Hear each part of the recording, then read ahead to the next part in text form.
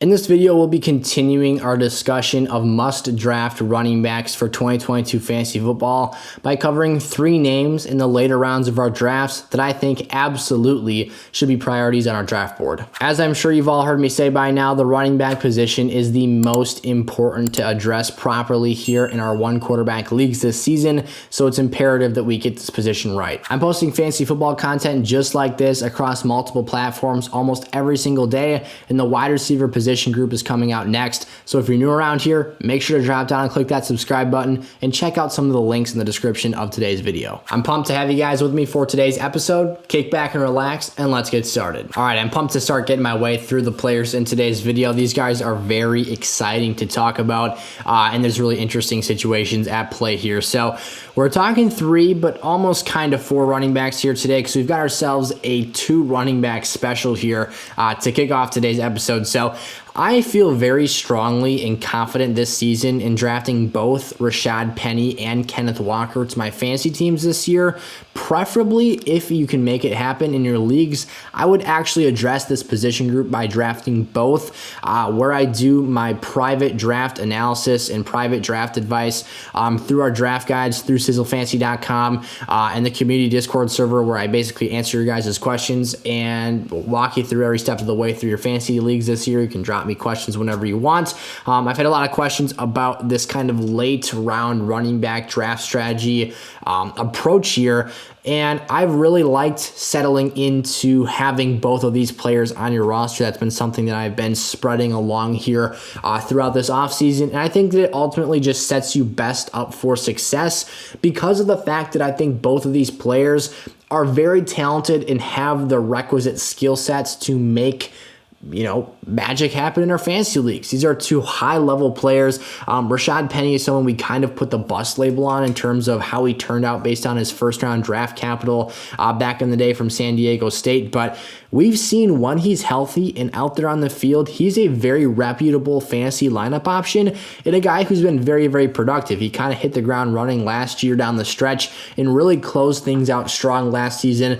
Obviously, the Seahawks drafted Kenneth Walker with a high second-round draft pick this year, which kind of puts the writing on the wall for Rashaad Penny eventually. And clearly, so the reasoning for both of these players, just to be blunt and upfront with you guys, is because Rashaad Penny has had major injury struggles. Now, the expectation currently is that Rashaad Penny will be the lead back day 1 for the Seahawks offense.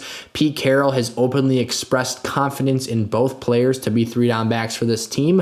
And I think that regardless, whoever is the top option for this offense will be very, very fantasy viable. Again, we're expecting that to be Rashaad Penny day 1 here, but I would be a fool if I sat back here after we've watched Rashaad Penny for multiple seasons and told you to just draft Rashaad Penny for this upcoming year. The reasoning for that is availability. It is ultimately, at the end of the day, a skill for fantasy football, and it is one that he is not very good at. He is a very good football player, a very skilled pass catcher, someone with a frame and size large enough to be a reputable red zone weapon, and a player who can see goal line carries on a frequent basis.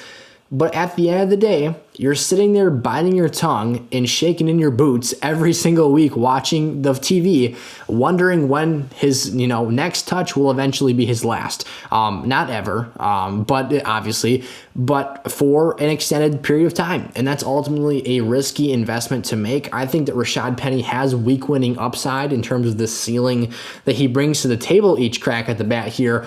But Kenneth Walker also has that type of upside. And if Rashaad Penny were to go down, their draft prices line up, just so that you can very realistically acquire both of these players on your teams.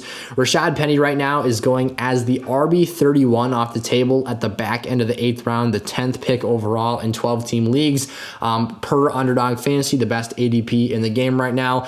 And Kenneth Walker is going over a round later at the 9-11 draft position and the RB36 overall. So really, unless you're a team, there's 2 different ways you have to play this. If you're on the bend on your draft board, you have to make Penny your first pick and come right back and take Walker. If you take Walker with your if you take Penny with your second draft position on any given bend on the snake board, follow my finger here, you got your first round, you hit the second round, they're picking again, and so on and so forth. That was a terrible explanation there. But you get the point. You have to select both of these players with consecutive picks. Otherwise, if you're on the bend on either side of things here, you're going to end up getting stiffed, because you're going to have Kenneth Walker go sometime in between those next 20 or so draft positions, in between your next pick. If you're somewhere in the middle of the draft board, you just got to sit there and cross your fingers. It'll be roughly 11 picks either way,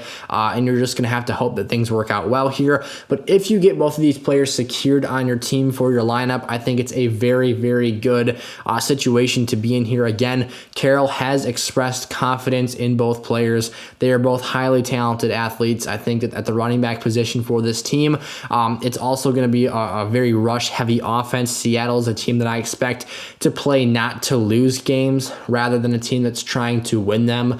What I mean by that is I think they're going to be very conservative in their approach with quarterback play. I think that, a good coach on a poor football team will try to condense the game to 3 quarters, if you will, rather than playing a full 4 quarters of NFL football, to try and give themselves as much opportunity to steal games as possible. Basically, the thought here is that by keeping the ball on the ground and implementing a heavy rushing attack, you can drain the clock down to close to the ticker every single snap, thus keeping the opponent offense off the field. And if you can sustain drives on the ground this way, you can condense that game. You can limit the number of plays and snaps run overall between both teams and give your less talented organization a better shot at winning. If Seattle is going to implement a safe way to play football, again, a very conservative approach for this season, that's the direction I expect them to go with things, because Drew Lock and Geno Smith, I was blanking on his name there for a second,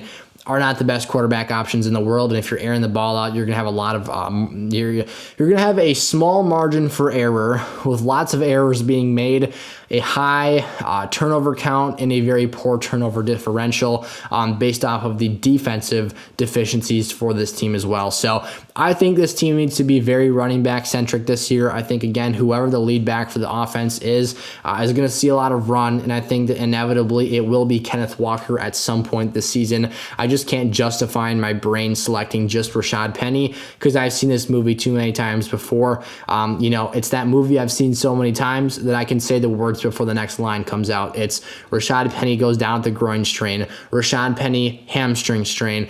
This would be terrible, but Rashaad Penny ACL injury. I'm not wishing these things upon him. I hate injuries. I actually love watching Rashaad Penny play. It's just something that I'm anticipating, and something that, being realistic with myself, I think occurs at some point this year. He's already had 2 documented injuries in training camp this season and throughout now into the preseason. Once he starts getting drilled in game, once he starts cutting at full speed, things for me start to get a bit dicey. Kareem Hunt's the next name I want to talk about here. If you guys are enjoying today's video, I'd appreciate the heck out of you if you drop down, smash that like button, check out some of the links in the description of today's video if you're looking for a draft guide, or if you want me to give you personalized weekly lineup advice. Scan that QR code at the top right-hand corner of your screen and get access to everything you need, site-wide access to sizzlefantasy.com, as well as, again, my DMs in our community Discord server, where you can pick my brain 24/7, and I'll get back to you guys as soon as I possibly can every single time. So Kareem Hunt, here's the next player I want to talk through. I apologize. I'm just going to take my bracelet off right now. It keeps clanking against the table.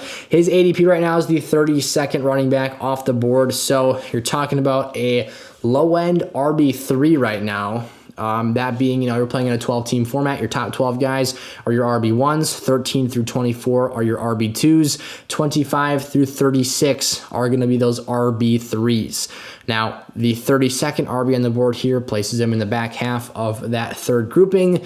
Therefore, he is a low-end RB3. So, being a late 8th round pick, though, I see a lot of value here for Kareem Hunt in terms of the opportunity for him to exceed this draft position. Obviously, I'm sure some of you guys are kind of being a little skeptical with this evaluation here, this take with the Kareem Hunt trade rumors as of late. But for me, I see this 2 ways. I say, A, what incentive does Cleveland have to really clear Kareem Hunt off their books, besides the fact that you can't really pay 2 legitimate running backs legit lead running back money in this league and be a successful franchise, or at least we haven't seen that work out in quite some time here. the incentive for me is that, you're just going to keep Kareem Hunt, barring a holdout, on your roster, which, although the NFLPA, any holdouts, you are no longer able to recoup game checks or, missed practice time or guarantees that are fined from you and stripped via holdouts. So I expect those to be a lot less popular here going forward. But anyways, back to the point, I don't see a world where Cleveland wants to trade Kareem Hunt, so I expect that he will still be in this Browns situation for this season. And if not, this is still one of the most talented running backs in the league. Now, I'm not going to go out here and say he's a top 10 bona fide running back, but I would say that he's easily just as good, if not better, than half the starting running backs in football today. Kareem Hunt used to be all the rage just back in, 2017, when he was the lead running back out of Toledo for the Kansas City Chiefs. He tore it up in his rookie season, was top 5 in fantasy points scored per game. And even with the Browns in this little tenure and little pit stop he's had here since his issues that got him cut from Kansas City, he's still been a very reliable RB2.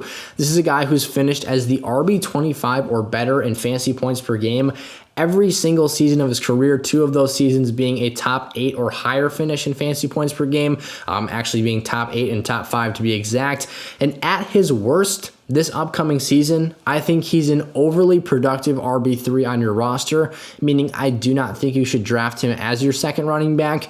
Rather, I think he is a very, very good player that as a third running back could be putting up points, on par with some second running backs for teams in your league. And I think that at his best, should he be traded into a situation where he becomes the lead back, this is a player with a quality pass catching repertoire, a guy who has a big enough frame to be used in the goal line.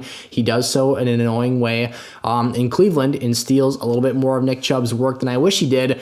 And this is a player who I think has top 12 upside. Should he be a lead running back for a team, or should Nick Chubb have some sort of devastating injury and Kareem Hunt takes over full bore for Cleveland's offense? So there's a lot of upside here for minimal risk. Again, I think the floor is a high-end RB3 at worst, and it could possibly even be in the same role as Nick Chubb's backup, a guy who's a fringe RB2 and player that's very, very dependable. So the trade rumors aren't scaring me off. I'm not too off-put by them, and I will continue to draft him here in the late 8th, almost 9th round of my leagues.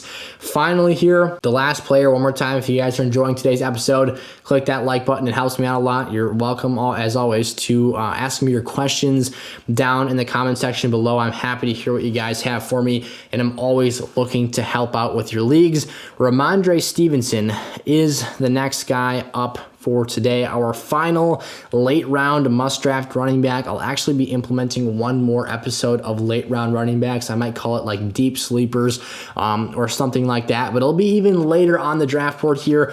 So if you're looking to check that video out, make sure you're subscribed and turn the bell on so you're not late for that episode either. But Stevenson here at the 8th pick in the 8th round of Underdog drafts is the next guy I'm looking for here. His ADP right now is actually taking a bump in a positive direction. Rhamondre Stevenson, after some Damian Harris trade rumors, is seeing himself move up the board, And when you really read the writing on the wall here, and something that I think that we do a poor job of as an overall fantasy community is at times reading between the lines. You really understand, not that I'm Bill Belichick's best friend or anything, or was the best man at his wedding, have any idea, what his thought process is. I don't claim to be an expert, but I think that what makes most sense here, based off of his behavior the past 20 plus seasons, is that you've got a running back in Damian Harris, who's currently your lead player, who is entering into a contract year. What do we know about Bill Belichick? He is one of the most ruthless coaches / pseudo GMs in the league that just cuts ties with the players and will move on at the drop of a hat. He would probably trade Damian Harris today for a dirty sock or a bag of Cheetos or even some Takis if, Bill Belichick likes a little bit of spice with things. So I think that there's a very realistic shot that there is some merit behind these reports. I think that it makes a lot of sense for Bill, who has a very similar size in Rhamondre Stevenson, a guy who is capable of holding up to being a lead back in today's NFL. At 5'11", 231 pounds, there's rumors he's actually trimmed up a bit here and might be in even better physical shape this season. You've got a big body, a guy who's a better pass catcher than Damien Harris is right now, which adds a lot of versatility to the field. That pass catching skill set is even more valuable now that James White is no longer in-house. We'll see. Maybe that move was enough to keep Damien Harris on the roster here, but even so, I think Stevenson's still a very valuable backup because I'm very confident in what he brings to the table each week as a goal line threat, as a pass catching threat, as just a good, solid overall running back. I really liked him out of Oklahoma. There's a lot to like here. So again, read between the lines, read the writing on the wall. Damien Harris, a free agent after this season. Bill doesn't want to re-sign him, keep the cheaper player in-house. He's got 3 more eligible seasons of contract years on him. It just seems, too good to be true. It just seems like it makes too much sense, and that's kind of where my head's at for this situation overall. So if you guys enjoyed today's video, I've already said click the like button enough times. So if you guys enjoyed today's video, ask me a question. How about that? Pop down in the comment section. What's your most pressing fantasy question for this season? What's the issue, the topic that you've been looking for answers for all off season long and just haven't quite gotten your hands on yet? I'd be happy to give you my little 2 cents, my insight, and try and help you answer that question and get some value for this season. So I appreciate the heck out of each and every single one of you guys being here. Make sure to stick around and stay tuned for our next video, and I'll see you in a couple seconds here because YouTube's about to show you 2 more videos that you should watch next. Peace out.